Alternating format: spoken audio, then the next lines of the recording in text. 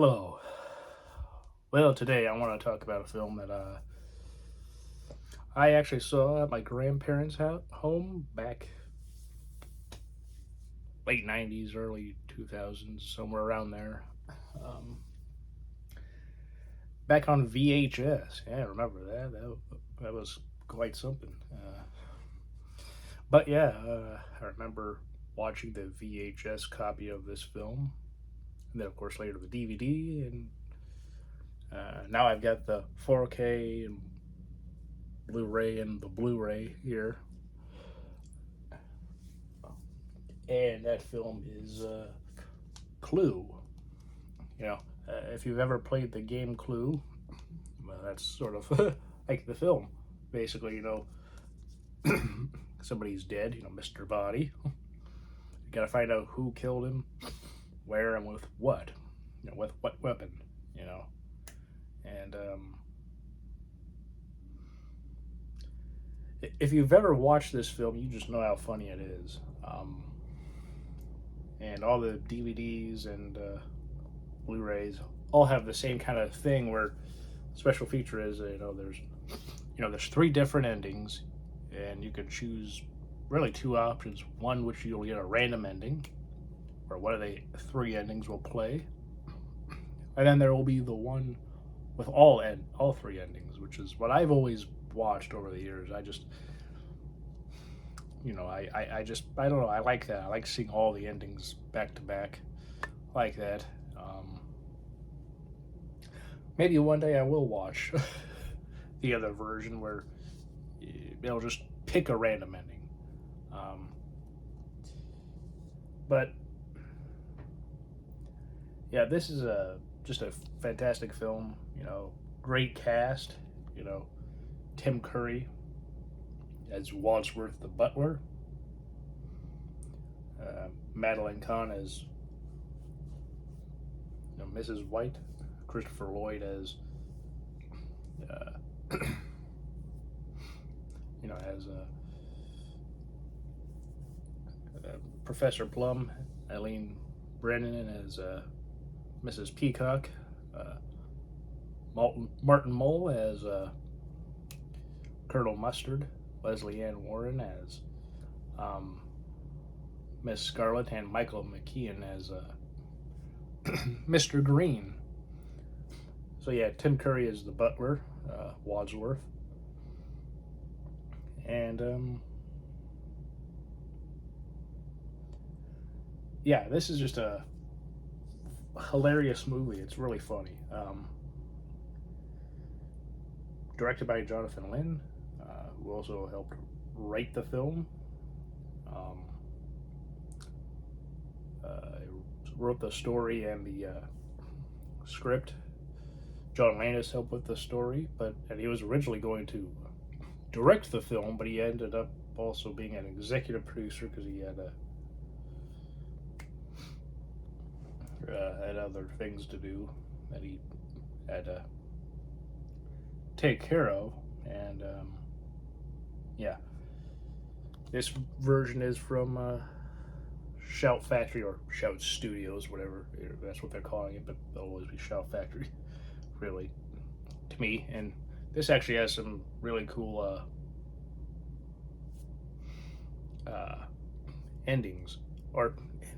special features, which before the only endings, or the only special features really were the two ways to watch the film, where you'll get one of three endings at the once it's all said and done, or you can watch all three. And here it's the perfect mode of directing Clue. So you get to have an interview with Jonathan Lynn, and one interview with associate producer Jeffrey Chernov, in the scene of the crime, producing Clue, and not just a game, scoring Clue. Interview with a film historian, Daniel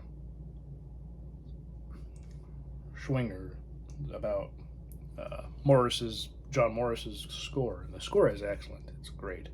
Um, Everybody in the film is excellent.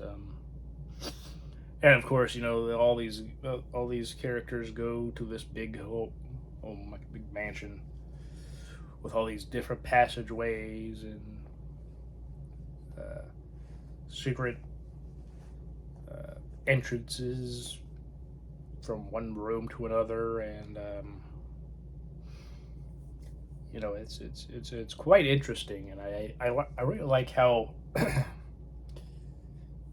it obviously obviously this is a film, but it's how it takes the basic premise that somebody is dead, and you have these six individuals. One of them had to have done it, and in the film they have it to where there's a whole thing with uh,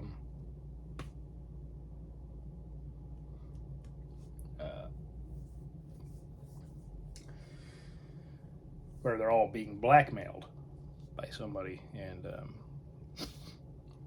Mr. Body, and in the film you get to see Mr. Body, where in the game Mr. Body's dead, and got to find out which of the six killed him, and where did they kill him, and with what.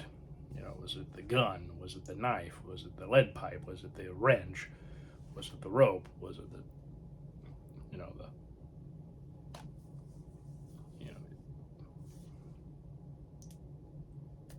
gun, rope,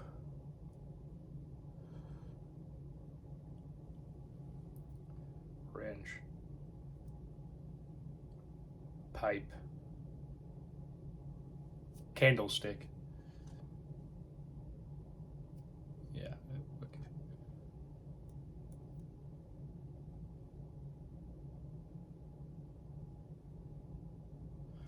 Yeah. Okay. I'm just thinking now. But anyway, yeah. There's six weapons, six people. They all get their own thing. Gun, knife, wrench, pipe, candlestick, and rope. Yeah. I knew I could do it. I watched not that long ago. But anyway, there are people who I'm sure have never watched this film. Um, and it's really good. It's a cult film, in the sense that, when it first came out, it didn't do well. Part of the reason was depending on when you saw it at a certain theater and when showing, one of the endings will be there, and then other people will see a different ending, and then another ending will be there. I don't know if they did all three. That seems to be a thing where it kind of seems like that was an option, but I don't know. But I think that just became a thing for the VH, like the home video, VHS and DVD and so on. Um, Another thing was, Leslie Ann Warren, who plays Miss Scarlet. She wasn't supposed to be in this film originally. I mean, yeah, it was supposed to be Carrie Fisher. She was supposed to be Miss Scarlet. Um, but because of her drug problems and having to go to rehab, she had to, you know, back out, and now Leslie Ann Warren is in the part, and she does a great job, honestly. And I will say it's a bit disappointing they didn't have any of the performers, who are still around, at least at the time of the making of this particular release. Because this version is not that old. Oh, it doesn't even really say. Oh, 2023. 4K scan. So yeah, that would have been when they released this. But yeah, this is an excellent film. This is 40 years old, obviously. 1985, and of course, also that same year, Christopher Lloyd was in Back to the Future, which is another comedy But of course, people really love that film right off the bat and still do today. Whereas back then, audiences weren't as keen. It was one of those things where as time went on and it was this played on television and on VHS and all, people then watched it and really loved it. And so it's kind of nice when stuff like this, a film that at first wasn't a huge beloved film, uh, for a multitude of reasons, one of which no doubt was the fact that, you know, there's a different ending. So if you were to go and watch it again with somebody else, um, either as a date or just watch it again on your own if you liked it, it then would be, it might be different, and people would be like, "Wait, that's not how it ended," or is it? I don't know. I mean, I can't remember now. So some people might possibly think they're losing their minds with this film. Like, it ended this way, not that. What? I'm confused. So people will be kind of a bit caught off guard when the ending came, because everything else up to that point would be very similar. But yeah.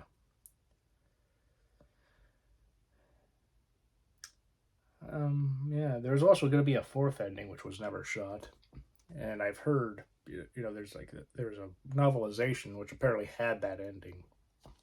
That was, I've read that it was shot, but they just decided to not include it at all, or it was just written and they decided to never go through with shooting it because it was kind of a very dark ending. I'll just say that, if you've never watched this film and you haven't, you know, seen the different endings, I don't want to potentially spoil it, because part of that ending is sort of similar, in a way, with another ending with like who did it.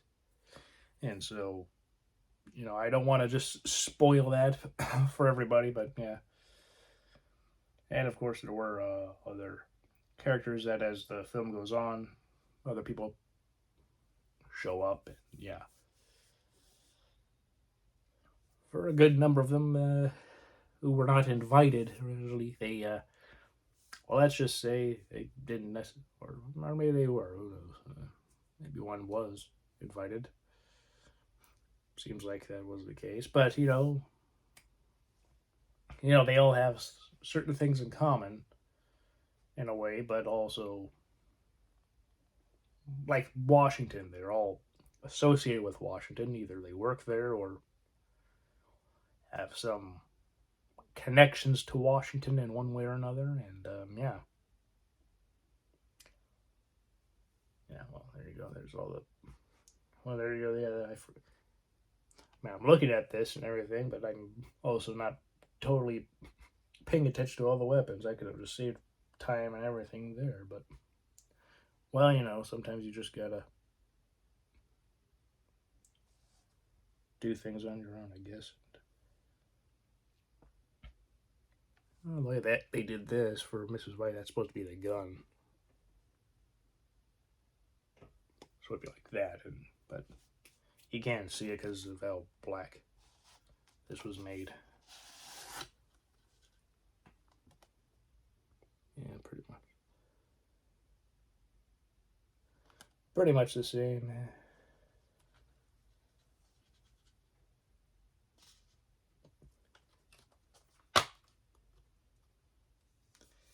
Yeah, Tim Curry is great. I mean, everybody in this film is great, but yeah, Tim Curry. Always a good time whenever he's on screen, in any capacity, really. I don't know what that was, and let's just try not to answer that. That was frightening. I think we can all agree. Oh boy, it's gonna be one of those. Yeah, it doesn't really want to go in. Good. Good. Yeah. I like how they have the various endings. All three endings. The film is 96 minutes. Alternate ending A or B. Both are 87 minutes. Alternate ending C is 86 minutes. So there you go. Two endings are the exact same, and the other is just, same runtime, and the other is 1 minute shorter.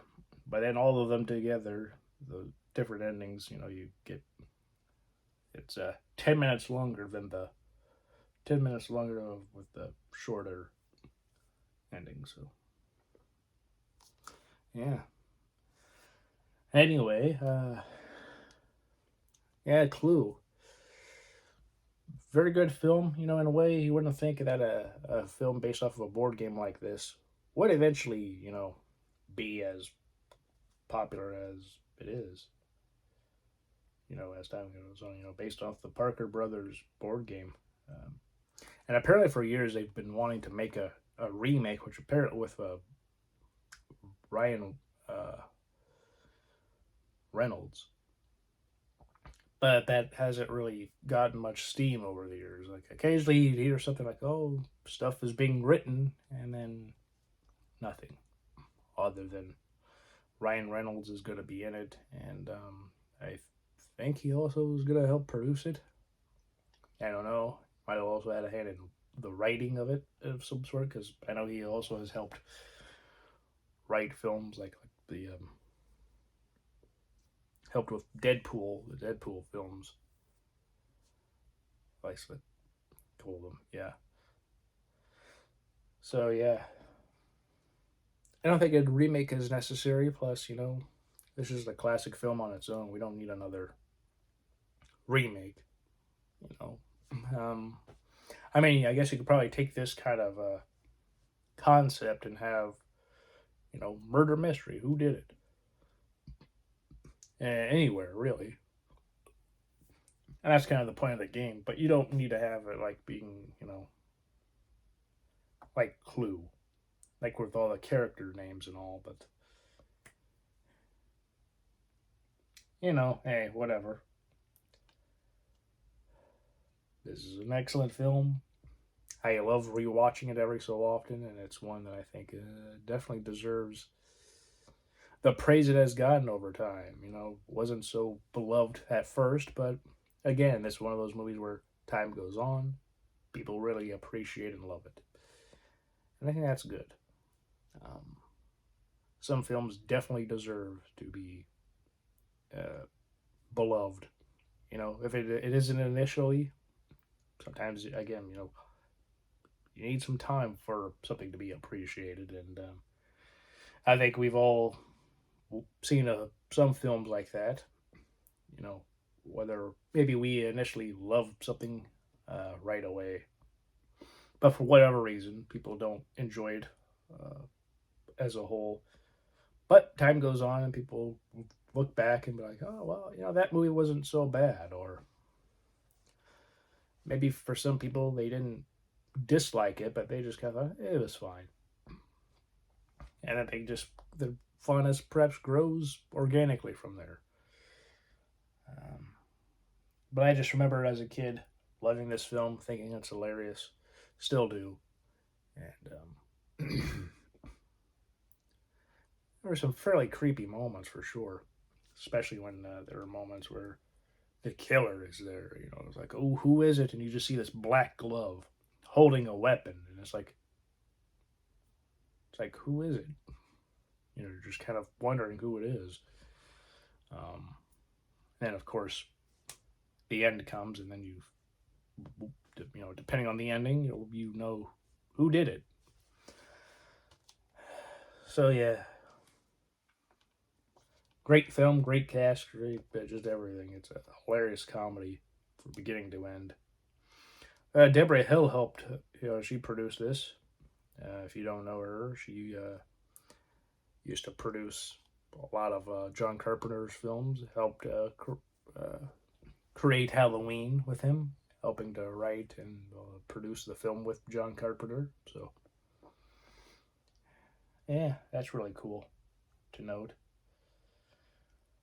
But anyway, hope all of you are doing well. Hope you're all having a great day. Hope you had a great week. I hope you'll have a great week, and then next week will be good for you all. And I will see you all next time. Please take care. Bye.